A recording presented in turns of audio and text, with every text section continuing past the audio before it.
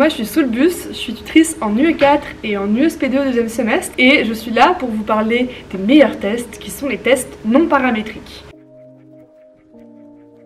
Donc déjà, première chose, pourquoi est-ce qu'il existe des tests non paramétriques? En gros, en statistique, on part souvent du principe pour les autres tests que les valeurs suivent une loi normale. Donc vous savez, ça fait la courbe normale. Donc ça veut dire que les valeurs sont à peu près réparties toujours de la même manière. Les tests non paramétriques, c'est pour quand les valeurs vont pas suivre cette fameuse loi normale. Et d'autant plus quand les effectifs sont faibles. Donc vous allez souvent avoir des groupes de 6-7 personnes et on va toujours vous dire les valeurs ne suivent pas une loi normale. En fait, du coup, on va dire que les méthodes non paramétriques n'exigent rien des lois de probabilité des valeurs considérées. Pour parler des tests non paramétriques, on peut aussi parler de statistiques d'ordre ou de rang, parce qu'on va souvent classer les valeurs et regarder à quel rang elles appartiennent. Ça va être la méthode en général pour voir si effectivement il va y avoir un lien entre deux groupes ou non. On peut l'appliquer aux valeurs continues, discrètes ou ordinales. On peut viser deux types de tests. Soit on va dire que les échantillons sont indépendants, soit ils sont appariés. Juste un petit rappel, on dit que les échantillons sont appariés quand on parle du même groupe, mais à deux moments différents.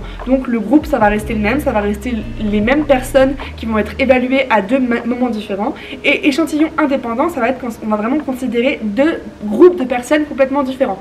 Vous allez avoir la classe A, la classe B, qui ne sont pas les mêmes personnes, il n'y a aucun de ce groupe, quand on est dans le cas de deux échantillons indépendants, donc où rien ne se regroupe entre eux. On va appliquer le test U de Mann et Whitney. Les hypothèses. L'hypothèse H0, comme tout le temps, ça va être qu'on va observer une identité entre les deux distributions. Et l'hypothèse H1, comme dans tous les tests, ça va être la différence de ces deux distributions. On va voir que les données ne sont pas du tout les mêmes. Comment est-ce qu'on va appliquer du coup ce test U de Mann et Whitney? Ce qu'il faut faire, c'est qu'on va comparer chaque X avec chaque Y. Donc on va commencer par les ranger par ordre croissant. Donc par exemple, vous allez avoir pour l'échantillon X ces exemples-là et pour les échantillons Y cet exemple-là. Vous voyez que là, on a bien classé par ordre croissant les deux échantillons. Et ensuite, ce qu'on va faire, c'est qu'on va classer par valeur croissant les échantillons ensemble. Donc on va réunir les valeurs X et les valeurs Y et vous allez avoir quelque chose qui va faire comme ça.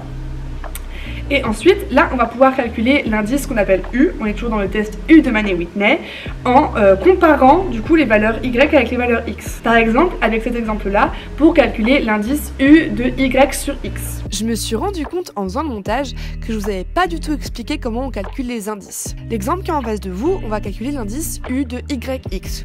Pour faire ça, en fait, on va regarder tous les X, uniquement les X, et on va regarder avant eux combien il y a de Y. Là, comme vous le voyez, pour les deux premiers X, il n'y a aucun Y avant. Donc pour chaque X, on compte plus 0. Pour le troisième X, il y a un seul Y avant lui. Du coup, on va compter plus 1, etc. etc. Ce qu'on va faire, c'est qu'on va calculer l'indice UXY, mais aussi l'indice YU. Et on va prendre le plus petit des deux. Et c'est ce plus petit indice U qu'on va comparer à la valeur tabulée. La question, c'est comment est-ce qu'on va calculer le VT, comment on va le trouver dans notre table. Pour la ligne, on va prendre le plus petit effectif. Par exemple, si vous avez un groupe de 5 et un groupe de 4, et bien on va prendre 4 pour la ligne. Et pour la colonne, il va falloir faire l'effectif de l'un moins l'effectif de l'autre. Du coup, souvent l'effectif du plus grand moins l'effectif du plus faible. Comment est-ce qu'on va décider si nos échantillons, du coup, nos deux groupes, sont différents ou est-ce que la différence est significative ou pas tellement? Et bien, on va regarder si le plus petit U, donc la valeur de décision, est inférieur ou égal à la valeur seuil, en fonction de notre alpha qu'on aura choisi, donc par exemple 5%, on va rejeter dans ce cas H0 et accepter H1. Si au contraire, notre valeur calculée le plus petit des deux, donc l'indice U le plus petit, est supérieur ou égal à notre valeur seuil à 5%, par exemple, dans ce cas-là, on va considérer qu'on ne rejette pas H0, donc théoriquement qu'on ne peut pas accepter H1. Si les échantillons sont grands, c'est-à-dire que le nombre de personnes est supérieur à 10. Dans ce cas-là, on va avoir un calcul à faire avec cette formule-là.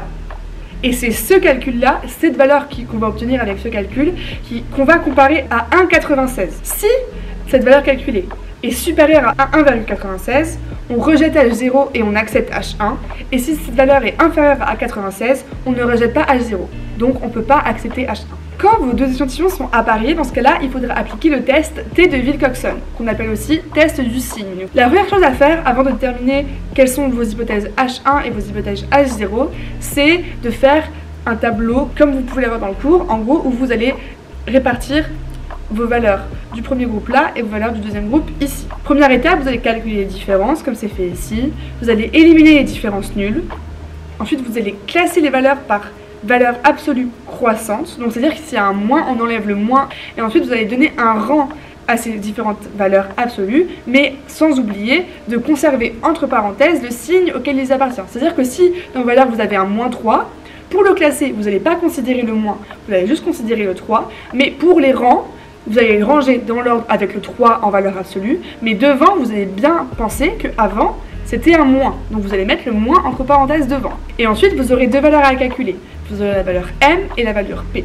La valeur M, vous allez devoir additionner tous les rangs de ces valeurs qui avaient un signe négatif avant qu'on les classe. Et le P sera la somme des rangs de signes plus. Vous allez additionner pas les valeurs mais bien les rangs. J'espère que c'est clair. Et ensuite, du coup, c'est avec ces valeurs-là que vous venez de calculer les valeurs M et P que vous allez pouvoir trouver vos hypothèses. H0, les valeurs attendues de P et M vont être égales. Et pour H1, c'est qu'on va avoir soit M soit P qui vont être supérieurs ou inférieurs à l'autre valeur, du coup à M ou P, parce qu'il y aura beaucoup de différences pour un signe donné. Une fois qu'on a du coup trouvé nos valeurs calculées qui sont donc M et P et qu'on a trouvé nos hypothèses, on va regarder notre valeur tabulée. Comment on trouve notre valeur tabulée? On va prendre le nombre de paires non nulles et ça va donner notre ligne, et pour le risque alpha, ça va être la colonne. Si, pour un petit échantillon, donc si vous avez les effectifs qui sont inférieurs à 20, si le plus petit de M ou de P est inférieur à la valeur seuil, donc la valeur tabulée, au risque que vous avez choisi, on va donc rejeter H0 et accepter H1. Si au contraire, le plus petit entre le M et le P va être supérieur à votre valeur tabulée, donc la valeur seuil, au risque que vous avez choisi, alors là on va avoir non rejet de H0. Et pour les grands échantillons, on va avoir un calcul à faire, on va calculer epsilon. Donc on va calculer epsilon de P ou epsilon de M avec cette formule. Et si la valeur absolue de epsilon est supérieure ou égale à 1,96, dans ce cas-là, on va rejeter H0 et accepter H1. Et si au contraire, cette valeur absolue est inférieure à 1,96, on ne pourra pas rejeter H0. Donc c'est tout pour les tests non paramétriques. C'est des tests qui sont normalement assez faciles à faire, il n'y a pas de gros calculs. Il faut juste bien classer. Comme on a dit au début, c'est des tests de rang. Donc on va toujours bien penser à classer vos valeurs, à les comparer entre elles une à une, et ce sera juste une question de méthode pour être hyper rapide, hyper efficace, mais normalement vous ne pouvez pas trop vous tromper dans les calculs. C'est des tests qui peuvent tomber fréquemment, il faut bien reconnaître dans l'énoncé quand on vous dit que ça ne suit pas une loi normale. Si ça ne suit pas une loi normale, vous ne vous posez pas de questions, c'est l'un de ces deux tests en fonction de si les valeurs sont appariées ou non appariées.